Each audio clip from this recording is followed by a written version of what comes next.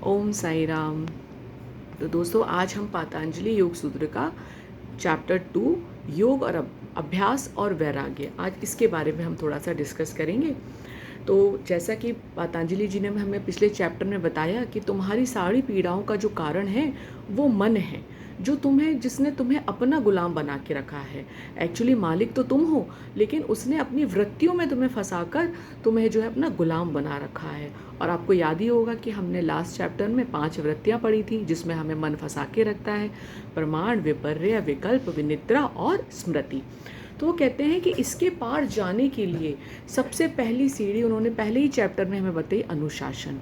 कि हमें इस मन को थोड़ा अनुशासन में लेना पड़ेगा, क्योंकि इसको क्या है ना, आदत पड़ चुकी है हमेशा मनमानी करने की, हमेशा स्वतंत्र रहने की। इसीलिए उन्होंने कहा कि जो है अब थोड़ा सा तुम्हें इसके ऊपर अनुशासन लगाना पड़ेगा, क्योंकि अब हमें मन के पार जाना है। तो मन के पार जाना है तो मतलब सात्विक आनंद की प्राप्ति के लिए हमें काम करना है। और जब सात्विक आनंद, हमें पता है जब हम सात्विक आनंद के लिए काम करते हैं तो शुरू में थोड़ा सा कष्ट होता ही है, रास्ता थोड़ा सा, लेकिन बाद में उसका फल बहुत अच्छा होता है। तो वो कहते हैं कि मन पे जब हम अंकुश लगाएंगे, अनुशासन लगाएंगे, तो ये तुम्हारे लिए थोड़ा सा मुश्किल टास्क होने वाली है, क्योंकि मन को कभी नहीं अच्छा लगता कि उसके ऊपर कोई अनुशासन लगाए। जैसे कि मान लीजिए हमें सुबह जल्दी उठना है, तो मन कभी नहीं कहेगा सुबह जल्दी उठना है, लेकिन जब एक बार आप उसके ऊपर एक डिसिप्लिन लगाएंगे, बार बार डिसिप्लिन लगाएंगे कि नहीं मुझे इतने बजे उठना ही है, इतना ही है, तो आप देखेंगे कुछ समय बाद वो मन अभ्यास हो जाएगा। फिर वो आपका रोड़ा नहीं बनेगा, आपके उठने में रोड़ा नहीं बनेगा, उल्टा उसमें आपकी सहायता करेगा, वो आपका दोस्त बन जाएगा फिर वो। तो वो कहते हैं कि इसीलिए अनुशासन को समझने के बाद चैप्टर 2 में फिर वो हमें बताते हैं 2 और सीढ़ी के बारे में, कि यदि अब हमें इससे और ऊपर जाना है तो हमें इस मन पर अभ्यास और वैराग्य की लगाम लगानी पड़ेगी। तो आज हम जो है थोड़ा सा अभ्यास के बारे में डिस्कस करते हैं। तो वो कहते हैं चित्त न धरो, यानी ध्यान मत दो। वो कहते हैं मन की बड़बड़ पर ज़्यादा ध्यान देने की ज़रूरत नहीं है। इसकी प्रकृति कुछ ऐसी है, इसकी वृत्ति कुछ ऐसी है कि कुछ ना कुछ तुम्हारे मन के अंदर चालू रखेगा। तो उन्होंने जब इतनी बड़ी बात कही कि इस मन पर ध्यान ना दो, तो उन्होंने ऐसा क्यों कहा होगा, तो मैं उसके लिए आपको एक छोटी सी बात बताना चाहती हूँ उससे पहले दोस्तों, कि हमारा जो पूरा अस्तित्व है वो 7 अंगों से मिलके बना होता है। हम ये कह सकते हैं 7 लेयर्स हैं हमारे एग्जिस्टेंस की, जिसमें पहला जो लेयर है वो है शरीर। शरीर के बाद आता है श्वास, हमारी सांसें। सांस के बाद नंबर 3 पर आता है मन, मन के बाद बुद्धि, फिर चित्त, फिर अहंकार, और सबसे लास्ट हमारी आत्मा। और वो जो आत्मा है वो हम है, हमारा सच्चा स्वरूप है। तो वो जो इतनी बड़ी बात कहते हैं कि इस मन पर ध्यान नहीं दो, क्योंकि ये तो 3rd लेवल पर है, ये तुम हो ही नहीं, मन तुम हो ही नहीं। मन तुम्हारा है लेकिन तुम मन नहीं हो, ये बात तुम्हें समझनी पड़ेगी। तुम आत्मा हो जो सबसे लास्ट में है। तो इस मन को पार करके हमें जाना पड़ेगा। तो वो कहते हैं कि जिस पल तुम्हारे मन में ये सजगता आ जाती है, ये अवेयरनेस आ जाती है कि मैं तो ये मन हूँ ही नहीं, तो ये मन जो है वो अमन हो जाता है। अमन मतलब उस मन का एग्जिस्टेंस जिसने तुम्हें इतने बड़े रोड में अटका रखा था, वो एकदम डिसॉल्व हो जाता है, क्योंकि अब उसमें सजगता आ जाती है। तो सजगता आते ही तुम्हें पता चल जाता है कि इस मन में जो 80% तो जो है ना कबाड़ा भरा हुआ है, जिसका बोझा लेकर मैं अभी तक चल रहा था या चल रही थी। तो अच्छा, अब आप ही मुझे बताइए कि यदि आपके घर में खूब सारा कबाड़ा रखा है तो क्या आप कभी खुश हो सकते हैं? हाँ, मुझे लगता है एक मूर्ख आदमी शायद खुश हो सकता है। बाकी एक समझदार व्यक्ति, तो जिसको जरा सा भी पता चलेगा कि ये कबाड़ है, तो वो तुरंत उसको सामान को निकाल कर उसको कबाड़ी को दे देगा। तो कहने का मतलब है कि सजगता आते ही आपके सिस्टम में एक लेट गो की प्रोसेस शुरू हो जाती है अपने आप स्वतः ही। और आपको लगता है कि नहीं ये वेस्ट है, इसके बारे में सोचकर मेरी एनर्जी वेस्ट हो रही है, मेरा यहाँ एनर्जी डाउन जा रही है, तो मुझे इसके बारे में नहीं सोचना चाहिए। वो खुद से एक अवेयरनेस आ जाती है मन के अंदर, क्योंकि मन को तो कबाड़ रखने की आदत पड़ गई ना। और जब मुझे पता चल गई है तो अब मेरी थोड़ी बुद्धि में सजगता आ गई है। अब मैं चीज़ों को सेग्रीगेट कर सकती हूँ कि कौन सी चीज़ रखने योग्य है और कौन सी चीज़ निकालने योग्य है। तो अब वो कहते हैं कि लेकिन अब इस सजगता को कैसे लेके आ सकते हैं हम अपने अंदर। तो वो कहते हैं इस सजगता के लाने की अपने अंदर, हमारे मन और बुद्धि के अंदर ये सजगता आ सके कि क्या सही है, क्या गलत है, क्या रखने योग्य, क्या छोड़ने योग्य है, तो तुम्हें उसके लिए अभ्यास करना पड़ेगा। तो वो बोलते हैं कि अभ्यास कैसा होना चाहिए फिर। तो वो कहते हैं कि अभ्यास जो है वो स्थिर और निरंतर होना चाहिए। कि हमेशा, जैसे मान लीजिए मुझे आईआईटी का कोई एग्ज़ाम क्लियर करना है, तो अगर मान लीजिए मैं कभी थोड़ी सी पढ़ाई करती हूँ, फिर छोड़ देती हूँ, फिर लगातार कोई 10 घंटे की पढ़ाई कर ली, फिर छोड़ दिया, तो क्या मैं उस तरीके से वो उस एग्ज़ाम को क्लियर कर पाऊँगी? नहीं।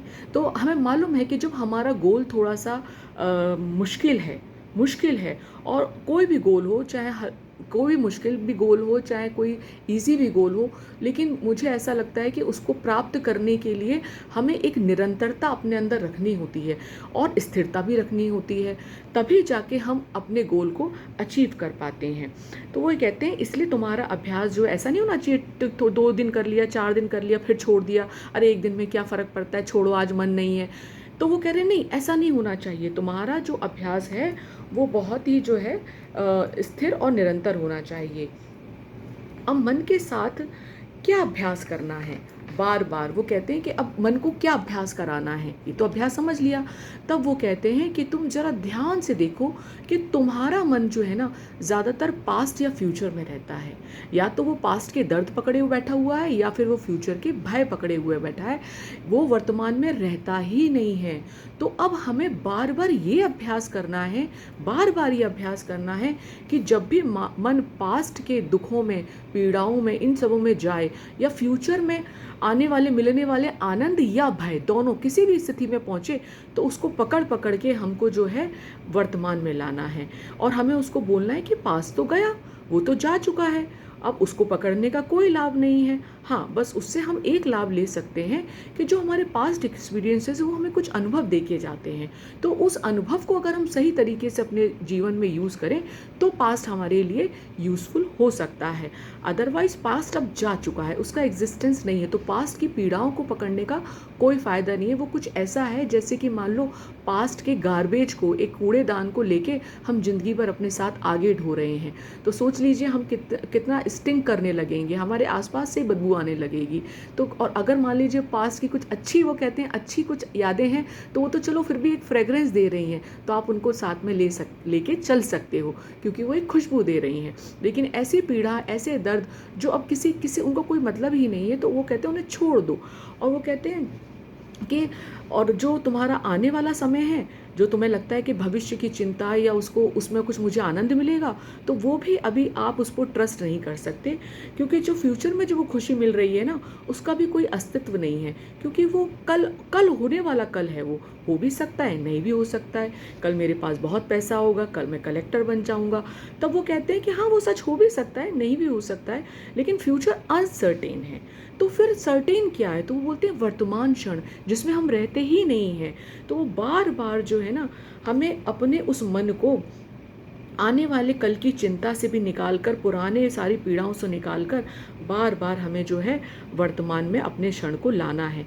और कई बार हम कितना अपना वर्तमान जो है कि मुझे घी वाली रोटी खानी है कह के हम जो है खूब मेहनत करते हैं, बिना सोचे समझे मेहनत करते हैं, और पता चलता है कि बाद में जाके डॉक्टर ही हमें मना कर देता है कि जो है आपको घी खाने को नहीं मिलेगा। तो फिर फ़ायदा क्या ऐसा करने से भी? तो वो अब चाहते हैं कि तुम्हारे अंदर एक स्थिरता है, तुम अपने वर्तमान को एंजॉय कर सको, वर्तमान में क्या हो उसको सही तरीके से एनालिसिस कर सको, क्योंकि वो कहते हैं कि वर्तमान क्षण ही तुम्हारा है। मन को बार बार इस वर्तमान क्षण में लाने को का ही हमें अभ्यास करना है। फिर वो कहते हैं कि अभ्यास कैसा होना चाहिए? तो वो कहते हैं अभ्यास जो है बिना निरंतरता खोए पूर्ण आदर और सम्मान के साथ होना चाहिए, क्योंकि जीवन में कुछ भी बहुमूल्य पाने के लिए ना उसके संवर्धन में समय लगता है, उसमें टाइम लगता है। अब अगर हम अभ्यास में से ही अपना मन हटा लेंगे, अभ्यास से हमारा रस हट जाएगा, तो कैसे होगा? वो बोलते हैं मान लीजिए मुझे एक फल चाहिए, तो मुझे पहले बीज लगाना पड़ेगा, फिर छोटा पौधा तैयार होगा, उसका ध्यान भी रखना पड़ेगा, फिर वो बड़ा पौधा बनेगा। तो क्या एक ही दिन में सारी प्रोसेस हो जाएगी और तुम्हारे को फल मिल जाएंगे? नहीं। यदि मुझे मान लीजिए पाक कला में निपुण होना है, तो क्या मैं एक ही दिन में सारी कुकिंग सीख जाऊंगी? नहीं, उसके लिए भी एक लंबा समय लगेगा। यदि मुझे एक सुंदर सुडौल एक शरीर चाहिए, तो क्या एक ही दिन के व्यायाम से या 4 दिन के व्यायाम से या 8 दिन चले गए फिर छोड़ दिया, फिर 10 दिन चले गए फिर छोड़ दिया, क्या ऐसे मिल पाएगा? तो वो कहते हैं नहीं, ऐसे नहीं मिल पाएगा। तो उसके लिए तुम्हारा अभ्यास कैसा होना चाहिए? निरंतर होना चाहिए। और वो कहते हैं कि फिर सोचो कि मन तो जो है अब ये तो छोटी मोटी चीज़ें हो गई, भौतिक जीवन की चीज़ें, जब इनमें इतने अभ्यास की आवश्यकता होती है तो मन को काबू करने के लिए तो और वक्त लगेगा। तो मतलब कहीं तुम्हारा मन उस अभ्यास से हट ना जाए, तुम्हें वो बोरिंग ना लगने लगे, या तुम्हारा विश्वास ना उसमें से हट जाए, तब वो कहते हैं कि तुम्हारा जो अभ्यास निरंतर होना चाहिए, बिना निरंतरता खोए और पूर्ण आदर और सम्मान के साथ। नेक्स्ट सूत्र में वो कहते हैं कि अभ्यास पूर्ण आदर और सम्मान के साथ होना चाहिए, क्योंकि जिस भी टेक्निक को आप फॉलो कर रहे हो उस पर पूर्ण विश्वास और निष्ठा होनी ही चाहिए। क्योंकि ज़्यादातर लोग क्या होते हैं, शुरू में पूर्ण उत्साह के साथ अभ्यास करते हैं, किंतु कुछ समय बाद उनका वो उत्साह की जो इंटेंसिटी होती है वो एकदम कम हो जाती है और फिर उनकी श्रद्धा में भी कुछ कमी आने लगती है। तब पतंजलि कहते हैं कि फिर रिजल्ट कैसे मिल पाएगा, वो भी खासकर जब मन की बात हो, तुम मन के लिए कुछ करने जा रहे हो तो तुम याद रखना कि तुम्हारा अभ्यास थोड़ा लंबा चलेगा, लेकिन वो कह रहे हैं विश्वास नहीं खोना, आदर नहीं खोना, लेकिन तुम्हें मिलेगा अवश्य। वो कहते हैं कि जैसे मान लीजिए आज मुझे आदर माने क्या, फिर वो आदर को भी थोड़ा सा डिफाइन करते हैं कि जैसे मान लीजिए आज मैं अपने शरीर का आदर करती हूँ, तो मुझे अंदर से मन करेगा कि मैं इसका ध्यान रखने के लिए क्या करूं, मैं इसको कैसे लंबे समय तक इस शरीर की खुराक क्या है तो मैं इसको लंबे समय से देख सकूं। तो पतंजलि हमेशा कहते हैं कि इस शरीर की जो खुराक है ना वो आसन है, आसन। तो जब हम शरीर की बात करते हैं तो शरीर के प्रति आदर माने आसनों के प्रति प्यार होगा ही होगा आपका। और यदि आप अपने श्वास को आदर करते हैं तो आप बिना प्राणायाम किए आप रह ही नहीं पाओगे, वो आपके जीवन का अभिन्न अंग होगा ही होगा। जिस दिन तुमको ये एहसास होगा कि ये श्वास मेरे लिए कितनी इम्पॉर्टेंट है, तो हाँ इसको इस श्वास हमेशा चलती रहे, अच्छे से चले, तो मैं क्या कर सकता हूँ, तुम्हारे स्वतः ही अंदर से वो भाव आएंगे, वो आदर के भाव, और तुम फिर बिना प्राणायाम किए रह नहीं सकोगे। तो वो कहते हैं कि तुम्हारा तभी ये सार्थक होगा, तुम्हारा अभ्यास तभी सार्थक होगा जब तुम दीर्घ काल तक करोगे, निरंतरता के साथ करोगे और आदर के साथ करोगे, पूरी निष्ठा और भक्ति के साथ करोगे, विश्वास के साथ करोगे, तब तुम्हें इसका जो है सही मायने में तुम्हें इसका रिजल्ट मिलेगा। फिर इसके बाद पुनः पतंजलि कहते हैं कि यदि अभ्यास दीर्घ काल तक भी किया गया, निरंतरता भी हमने रखी, आदर के साथ भी किया और तब भी रिजल्ट ना दिख रहे हैं, तो क्या करना चाहिए। तब वो उसके भी आगे के में प्रोसेस बता देते हैं कि कभी कभी ऐसा होता है कि हम कर भी रहे होते हैं पूरे आदर भाव निरंतर सा क्या, लेकिन हमें रिजल्ट नहीं दिख रहे होते हैं। तब वो फिर वो कहते हैं कि जरा थोड़ा अपने अंदर झांक के देखो, क्या तुम्हारे अपने गुरु पर, अपने इष्ट के प्रति पूर्ण आदर है या नहीं,